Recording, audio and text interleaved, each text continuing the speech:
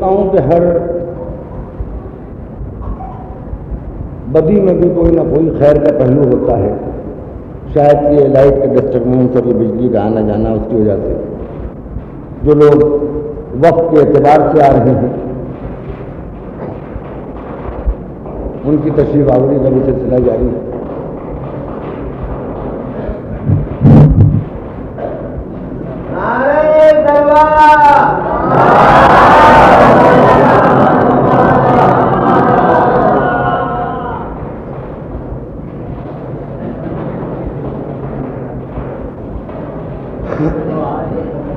نہیں اس میں پریشان نہ ہوئیے. یہاں میرے خیال میں ہانگ کانگ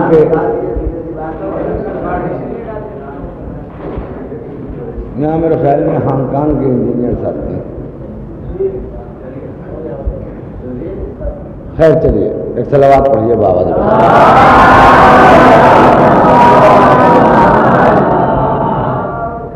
تو عشرے کا عنوان قائم ہوا ہے مولا کائنات کے الفاظ کی روشنی میں.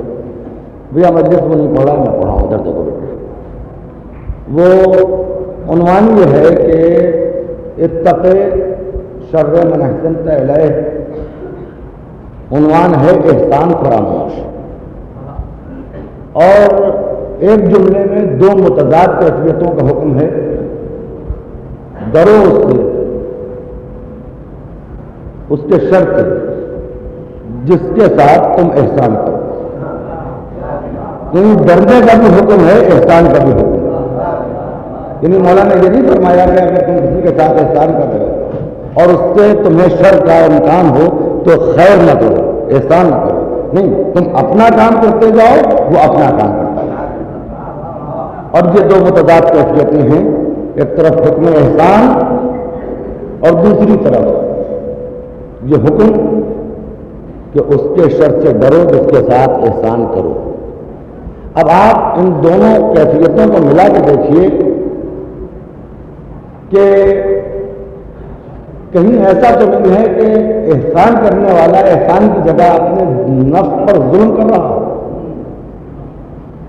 اگر نیت احسان ہے اور اس کے بدلے میں شر ملتا ہے تب بھی دل کو مطمئن رہنا چاہیے. شر کے شکوے کا مطلب یہ ہے کہ ہم نے احسان نہیں کیا تھا بلکہ تعلقات کی تجارت کی تھی. ہم نے کسی کے ساتھ کوئی برتاؤ اگر اس لیے کیا کہ وہ بھی پلٹ کے ہمارے ساتھ کوئی اچھا برتاؤ کرے تو یہ تو روابط کی سوداگری ہو گئی, احسان نہیں. احسان تو اس کیفیت کو کہتے ہیں کہ داہنے ہاتھ کی خبر بائیں ہاتھ کو نہ ہو, دل کی خبر دماغ کو نہ ہو. ابھی تو بڑی لطیف بات میں نے کہی ہے کہ احسان اس لطیف کیفیت کا نام ہے کہ جو دل کی اتنی گہرائی سے ہو کہ دماغ کو بھی خبر ہو. بس بے ساختہ دل چاہا کہ ہم شخص کے ساتھ نیکی کریں اور نیکی کر گزرے. اس وقت دل ہی پورے قوائے نظام اعصابی پر مسلط ہو. کہیں سے بھی دماغ یہ نہ سوچے کہ اس نے ماضی میں ہمارے ساتھ کیا سلوک کیا, اس کا موجودہ سلوک کیا ہے, مستقبل میں ہمیں اس سے کیا اندیش ہے.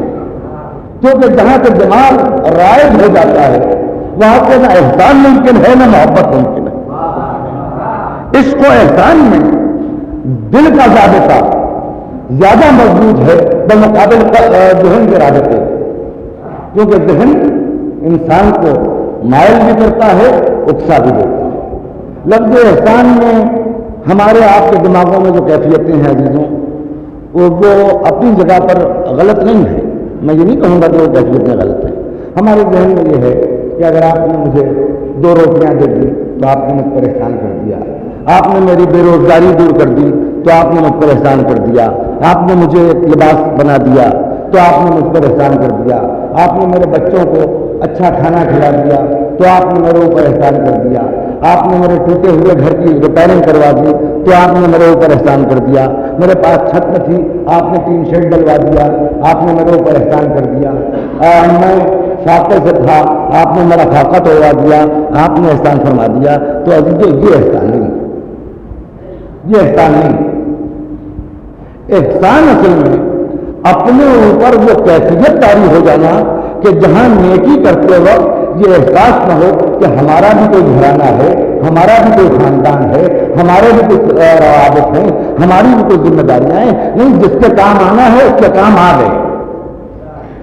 اپنے بچوں کا مستقبل نہیں سوچیں گے، اپنے افراد خاندان کے بارے میں نہیں سوچیں گے، پھر جس کے ساتھ نیکی کر رہے ہیں پھر اس کے کام آ جائیں گے۔ اور اس احسان کی معراج ہے واقعہ کربلا کہ جہاں حسین ماورا چلے گئے ایک بات سے کہ میں کیا، میرا گھر کیا، میرا وطن کیا، میرا گھرانہ کیا، میرے نانا کا مدینہ کیا، میری ماں کی لہر کیا، میں تو اصل میں اس مرحلے احسان پر ہوں کہ نانا آپ کی سیرت پر بھی احسان کروں گا، اے بابا آپ کی شجاعت پر بھی احسان کروں گا، اے اماں آپ کی طہارت کے ثبوت پر بھی احسان کروں گا، اے بھیا آپ کے اخلاق پر بھی احسان کروں گا، اے فلسفہ الوہیت تیری عزت پر بھی احسان کروں گا، اے کعبے تیری عظمت پر بھی احسان کروں گا، اے قرآن تیری تلاوت پر بھی احسان کروں گا، اے دین تیرے حفاظت پر بھی احسان کروں گا، اے شریعت تیرے تحفظ پر بھی احسان کروں گا، اور ایک ایسا لائے ہے عمل اپنے خون نہاد کو مرتب کر جاؤں گا کہ جس کی طہارت کی ذمہ داری وہ ماتم ہوگا جو آغاز محرم میں ہوگا، تاکہ دنیا دیکھ لے کہ آنسوؤں میں ڈوبا ہوا نیا سال یہ بتا رہا ہے کہ نئے سال کو طہارت حسین کے استعادہ کرنی تھی۔ عزیزو، چونکہ یہ مجلس بے حد مختصر ہونا ہے اور پہلی مجلس ہے، میں چاہتا ہوں چند آنسوؤں کا نظرانہ اور پھر تفصیل 5 بجے شام کو افضل بحل میں، کیونکہ اس مجلس کے فوراً بعد مجھے بھی جانا ہے۔ پھر دوہرا دوں کیونکہ کافی لوگ آ گئے ہیں اور وہ لوگ دوسروں کو بھی بتاتے ہیں کہ افتخار العلماء مولانا صادق خان صاحب اللہ کا جنازہ 9:15 بجے ان کے شریعت قدے سے اٹھ کے دیانت الدولہ کے کربلا ہوتا ہوا کاظمین جائے گا۔ تو دوستو،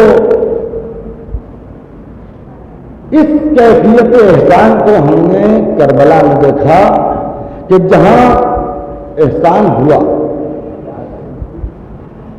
لیکن عزیزو احسان کا ہونا اور ہے اور احسان کا جاری رہنا اور ہے۔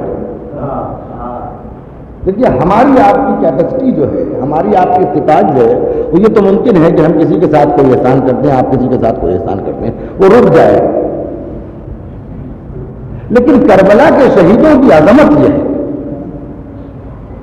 کہ انہوں نے اس وقت 61 ہجری میں اپنی قربانی سے جو بھی احسان کیا اس کو قیامت تک شکل عزائے کربلا کی صورت میں، شکل عزائے کربلا میں ہمارے لیے مسلسل کر دیا۔ یہ محرم نہیں آتا، بلکہ یہ ان عظیم شہیدوں کا احسان ہے کہ ہم فقیروں کے ٹوٹے ہوئے گھروں میں آ کے ہماری عزت افزائی دیتے ہیں۔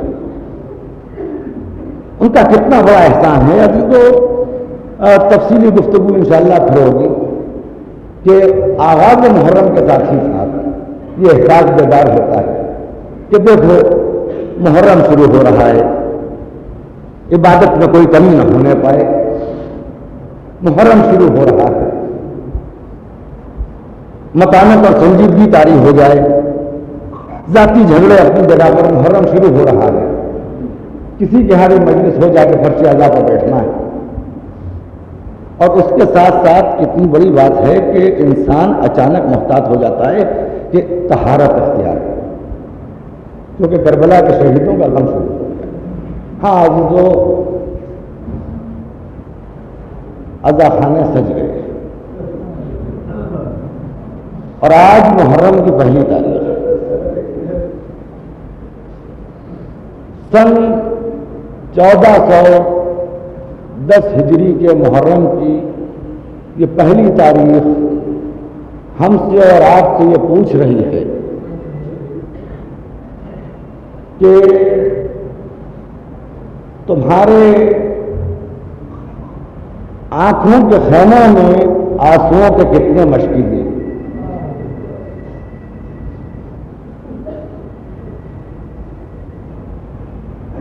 حسین مظلوم حسین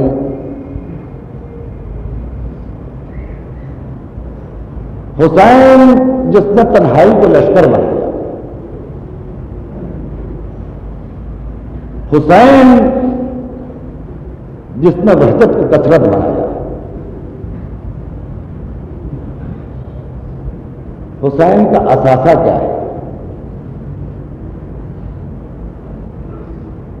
کسی عیسائی مورخ کے حوالے سے میں نے کبھی ایک بات کہیں پڑھی تھی، اور چونکہ پوری طرح مجھے حوالہ یاد نہیں آ رہا ہے لہذا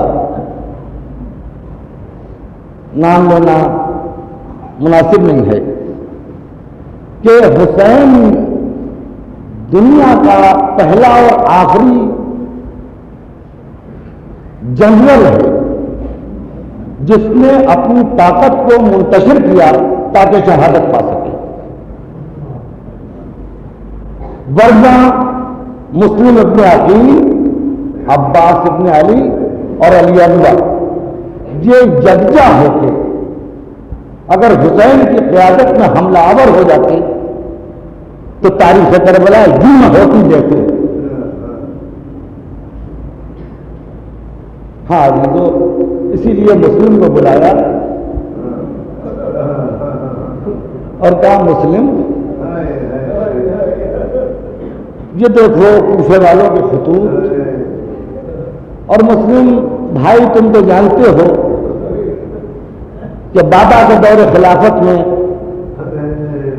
اہل کوفہ کا کیا مزاج رہا،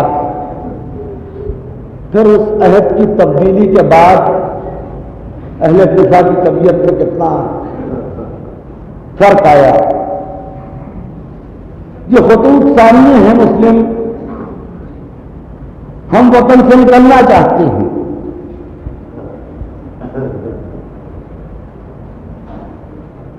مسلم ہم سورج ہیں، تم اجالا ہو، تم آگے آگے چلو، ہم تمہارے پیچھے پیچھے آتے ہیں۔ مسلم جاؤ اور ذرا اہل کوفہ سے بات کرو اور جو بھی کیفیت ہو ہمیں اس کی اطلاع دینا، مسلم ہمیں تمہارا انتظار رہے گا۔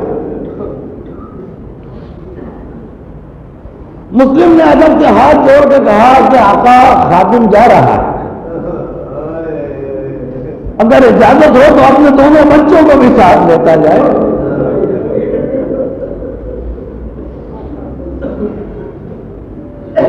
حسین نے فرمایا کہ بھائی مسلم بچے تمہارے ہیں، اجازت مجھ سے کیوں لے رہے؟ عقیل کے بیٹے کا بلیغ جواب سنیے۔ جناب مسلم ابن عقیل کہتے ہیں آقا آپ سے اجازت اس لیے لے رہا ہوں کہ سفر آپ کے مقصد کے لیے کر رہا ہوں،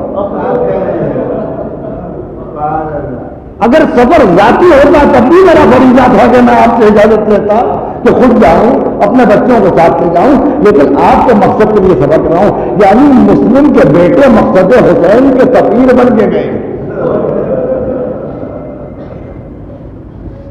اور آپ جواب سنیں گے، جواب وہی ہے جو شہادت علی اکبر کے نام پہ حسین نے دیا کہ رضن بقضائہ ہی و تسلیما لہ، میں قضائے رب کا راضی ہوں اور اس کے حکم کو قبول کر رہا ہوں۔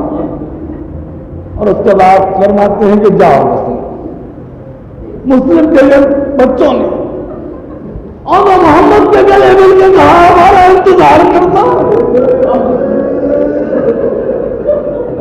عباس کے بیٹے کا پیشانی چوم کے ماتھے چوم کے یہ جملہ کہا بھیا ہم کوفے سے آئیں گے تو تمہارے لیے سوغاتیں لے کے آئیں گے۔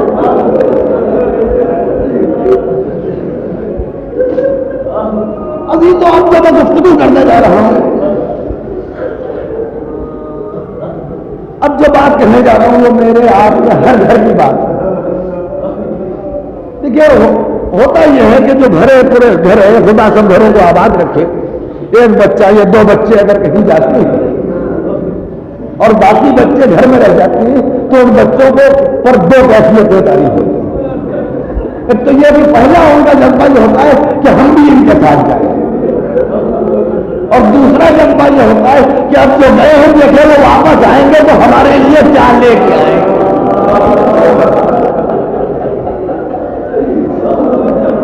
مسلم ابن عقیل کے بچے اپنے بابا کے ساتھ چلے گئے اور رقیہ نے سوچا ہو ہوگا دیکھو ہمارے بھائی ہمارے لیے کیا تحفہ لائے. سکینہ نے سوچا ہوگا دیکھیں ہمارے بھیا ہمارے لیے کیا تحفہ لے کے آتے. عباس کا بیٹا سوچ رہا ہوگا کہ دیکھیں ہمارے لیے مسلم کے بیٹے کیا لے کے آتے. اور ابھی تو یہ نفسیاتی بات ہے کہ جب دو بچے گھر سے چلے جائیں تو باقی بچے بار بار ان کا ذکر کرتے ہیں. وہ دو بچے تو سفر کی کیفیتوں میں مبتلا ہو جاتے ہیں, وہ تو ان مناظر میں کھو جاتے ہیں جو ان کی نگاہوں میں اتارتے ہیں. لیکن گھر میں سفر کرنے والے بچوں کا ذکر بہت ہوتا ہے. بار بار بچے آپس میں ایک دوسرے سے تذکرہ کرتے ہیں. دیکھو اب نہ جانے وہ کہاں ہوں گے, ابھی انہوں نے کھانا کھایا ہوگا کہ نہیں, دیکھو اب پانی پیا ہوگا کہ نہیں, سو گئے ہوں گے کہ نہیں, چین ملا ہوگا کہ نہیں. یقیناً مسلم کے بچوں کو جانے کے بعد مدینے میں اکثر محلے بنی ہاشم میں بچے آپس میں باتیں کرتے ہیں. اور ایک مرتبہ جب بچوں نے سنا ہوگا ہم بھی سفر پر جا رہے ہیں اور مکے ہوتے ہوئے کوفے جانا ہے, تو بچوں نے سوچا ہوگا کہ ہو سکتا ہے کہ راستے میں کہیں ملاقات ہو جائے. اور عزیزو یہ بات اپنی جگہ پر ایک حقیقت ہے, مجھے یہ بات کہنا نہیں چاہیے مگر مجبوراً اس حقیقت کا اعتراف مجھے نمبر سے کرنا پڑا ہے کہ بھائی بہن سے اتنی محبت نہیں کر پاتا جتنی محبت بہن کو بھائی کو. یہ حقیقت ہے, جتنی محبت بہن کو بھائی کو بھائی اتنا نہیں کہہ سکتا بہن.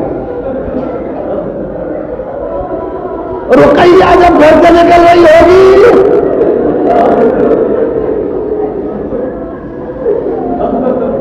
تو ہو سکتا ہے بیمار صغرا سے کہا ہو دیکھو جیسے ہمارے بھائی سفر پر گئے اور اب ہم جا رہے ہیں, بہن صغرا گھبرانا نہیں, ہو سکتا ہے تم کو بھی تمہارے بابا بلا لے.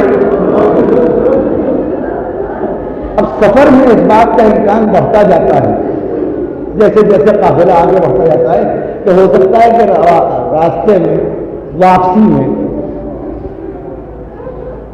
مسلم ابن عقیل کے ساتھ بابا کے ساتھ ساتھ بھائیوں سے بھی ملاقات ہو جائے. عزیزو میں اختتام مجلس سے قبل پھر یہ بات کہہ دوں کہ مولانا سعادت حسین صاحب کے جنازے میں ہی پہنچنا ہے اور کل کی رات میں نے بڑے کرب میں گزاری اور میں اس منبر کو گواہ کر کے یہ بات کر رہا ہوں کہ بار بار یہ سوچ سوچ کے میری آنکھوں میں آنسو آ رہے تھے کہ کیا خوش قسمت شخص تھا کہ چاند رات میں محرم کی مر گیا اور بیوہ کی چوڑیاں تعزیے کے سامنے ٹوٹی. مقدر کی بات کرتے تو دیکھیے مرنا تو ہر ایک کو, لیکن کیا تاریخ پائی خدمت در آل محمد کا نتیجہ جو ہم اس دنیا میں دیکھ رہے ہیں کہ سہاگ کی چوڑیاں ٹوٹی ہیں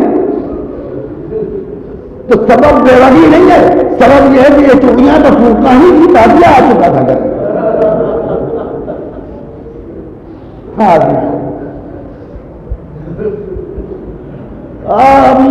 سارے بچے سفر میں ریگستان کو دیکھتے ہوں گے اور اس ریگستان میں چلتے پھرتے کا دکا مسافروں کو رقیہ دیکھتی ہوگی, کہیں میرے بھائی تو نہیں نظر آتے, کہیں میرے بھائی کو نظر نہیں آتے, کہیں میرے بھائی کو نظر نہیں آتے, یہاں تک کہ ایک منزل پر پہنچ کے قافلہ رک گیا. قافلہ رک گیا اور رقیہ نے سنا کہ حسین ابن علی بیٹھے ہوئے اپنے خیمے میں فرما رہے ہیں کہ میری تشویش بڑھتی جاتی ہے, میرے مسلم کا ابھی تک کے کوئی خط نہیں آیا, نہ میرے مسلم نے کوئی پیغام بھیجا, کیا بات ہے.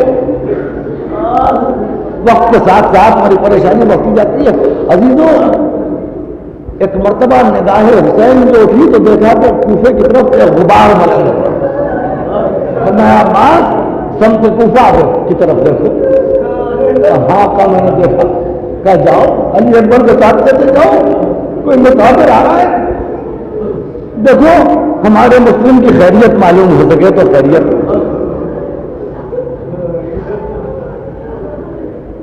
عباس و علی اکبر آگے بڑھے, دیکھا کہ تھکا ہوا مسافر تھکن سے چور چلا آ رہا ہے. آگے بڑھتے اس کا راستہ روکا, کہا بھائی کیا تم کوفے سے آ رہے ہو؟ کہا ہاں میں کوفے سے آ رہا ہوں. کہا ہم اپنے آقا کا ایک پیغام تم تک پہنچانا چاہتے ہیں. ہمارے آقا حسین نے پوچھا ہے کہ ان کے سفیر مسلم ابن عقیل کا کیا حال ہے. کہا تم کون ہو؟ کہا میں عباس ابن علی. ایک مرتبہ مسافر نے قدموں میں ہنگامہ رکھ کے کہا عباس تمہاری بہن بیوہ ہو گئی.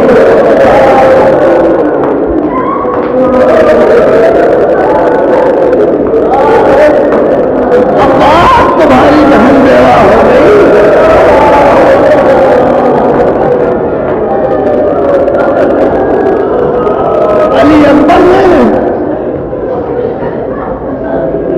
علی اکبر نے موقع دیکھا, عباس کے چہرے پہ ایک رنگ آ کے گیا. کیا بات ہوئی؟ کہا سفیر حسین مقصد حسین پر قربان ہو گئے. کہا چچا آپ رکیے, میں بابا کو جا کے کھلا دوں. کہا علی اکبر کیا تم سمجھ رہے ہو کہ میں اپنے بہن کے سہاگ جمنے کا غم ایسے عالم میں مناؤں کہ جب سیدانی زینب سفر میں, جب ام کلثوم کے پردے کی ذمہ داری مجھ پر ہے, عباس کو مہلت ملی تو بہن کو کرسا دے لے, بھانجی کو کرسا دے لے, بھانجوں کو کرسا دے لے گا, لیکن اس وقت میں حالت خدمت میں ہوں. کہا چلیے تو پھر بابا کو بتائیں. مسافر نے کہا کہ یہ پورے خیمے کا حسین ابن علی کے خیمے. کہا ہاں یہ خیمہ گاہ حسینی ہے. کہا ایسا کرو کہ عباس علی اکبر اتنا احسان کر دو کہ آقا حسین کو خیموں کے باہر لے آؤ, تو کہ شاید تمہارے ساتھ عورتیں بھی ہیں. کہاں مسافر نے غور سے دیکھا کہ مجھے تو بچے بھی نظر آ رہے ہیں. کہا ہاں بچے بھی ہیں. کہا تو آقا حسین کو باہر لے آؤ. مسافر کی آنکھوں سے آنسو جاری ہوئے. عباس علی اکبر نے کہا کہ آقا مسافر کوفہ آپ سے باہر ملاقات کرنا چاہتا ہے. حسین نے عباس کا چہرہ دیکھا, علی اکبر کی آنکھوں کے آنسو دیکھے اور حسین نے بات کو سمجھ لیا. جا علی کہہ کے اٹھے, دیکھا مسافر دور کھڑا ہے اور اشارے کر کر کے کہہ رہا ہے آقا حسین اور قریب آ جائیے میرے پاس آ جائیے. اور اس کے بعد جب حسین قریب آئے تو سر جھکا کے کہا فرزند رسول, جب میں کوفے سے نکلا ہوں تو مسلم کی لاش کے پاؤں میں ایک رسی بندھی ہوئی.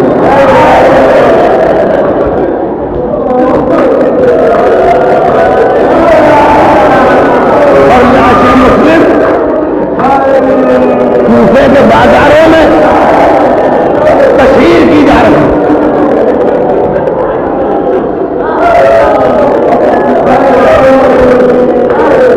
تو سوال حسین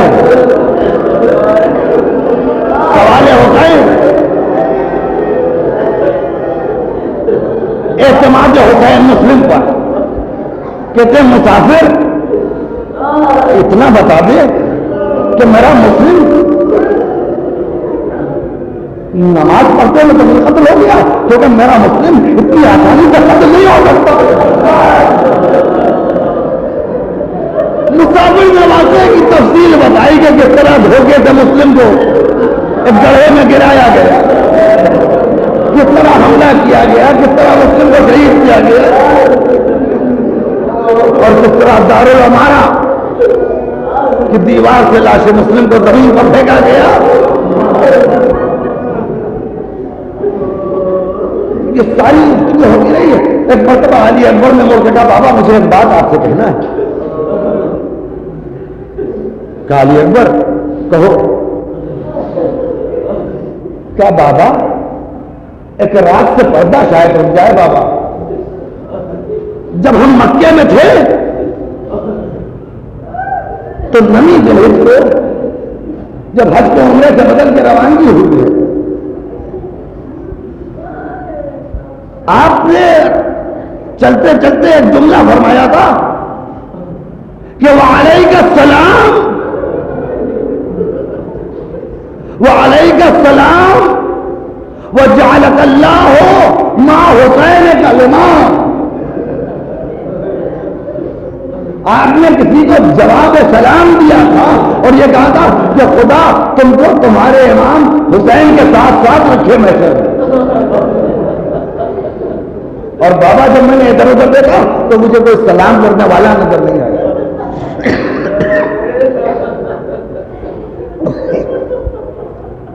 بابا مجھے کوئی سلام کرنے والا نظر نہیں آیا. کہ علی اکبر اب سننا چاہتے ہو تو سن لو. علی اکبر اب پوری بات سنو. اور علی اکبر وہ بات یہ ہے میرے لال وہ بات یہ ہے میرے بچے کہ جب میرا مسلم شہید ہو رہا تھا تو دانت ٹوٹ گئے تھے منہ سے خون نکل رہا تھا. بہت روئیں گے آپ انشاءاللہ مصاب ہوں. حسین کا غم آ گیا. غم حسین کے سپنے میں اب کسی عزادار کے گھر میں کوئی غم نہ آئے. بیماروں کو صحت ہو, بزرگوں کے سائے سروں کو برقرار رہیں. بچے فرمان کریں جو مفروض ہیں ان کے قرض ادا ہوں. ایک کربلا کے شہیدوں اتنی خیرات دیتے جاؤ کہ سال بھر ہمیں کسی دنیا میں کسی کے سامنے ہاتھ نہ پھیلا جائے.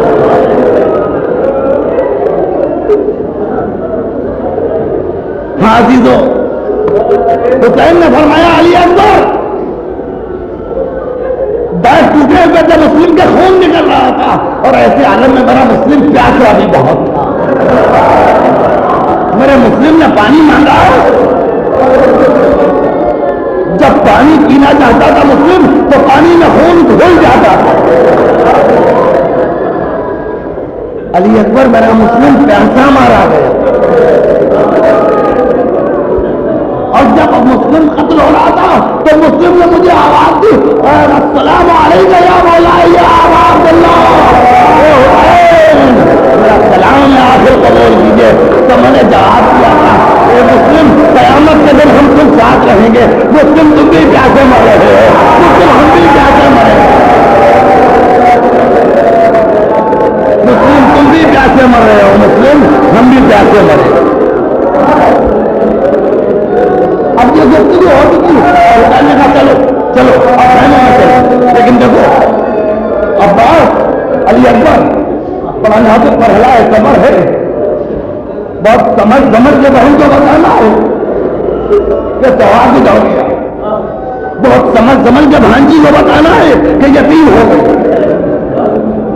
اور ایک مرتبہ جب خیمگاہ کے حدود میں تشریف فرما ہوئے تو کہا علی اکبر جاؤ رقیہ کو دلا لاؤ. اپنی پھوپھی سے کہنا رقیہ کو ساتھ لے کے آ جائے. بہن آئی ہے بیوہ مسلم.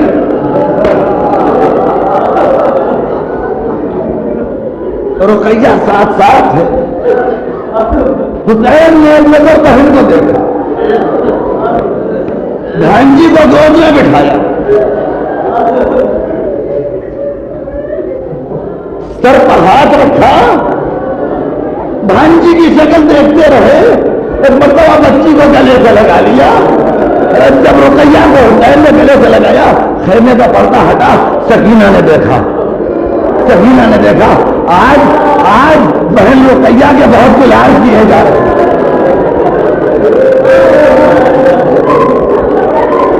آج میرے بابا رقیہ کو گود میں بٹھائے, سینے سے لگائے ہوئے. اور سکینہ نے سوچا ہوگا کہ شام کو ہم بابا سے پوچھیں گے, اے بابا آپ نے آج رقیہ کو اس طرح بلا کے کیوں گود میں بٹھایا, کیوں گلے سے لگایا؟ اور بابا رقیہ کو بلایا تھا تو ہمیں بھی بلایا ہوتا, ہمیں بھی گلے سے لگایا ہوتا. اے سکینہ رقیہ کے سر سے باپ کا سایہ اٹھائے, حسین کو گلے لگائے تو اے سکینہ حسین اور یتیم آئے مسلم کو گلے سے لگا رہے ہیں. اے سکینہ جب تمہارے سر سے بابا کا سایہ اٹھے گا تو تمہیں کوئی گلے نہ لگائے گا, تمہارے تماچے لگائے جائے گا.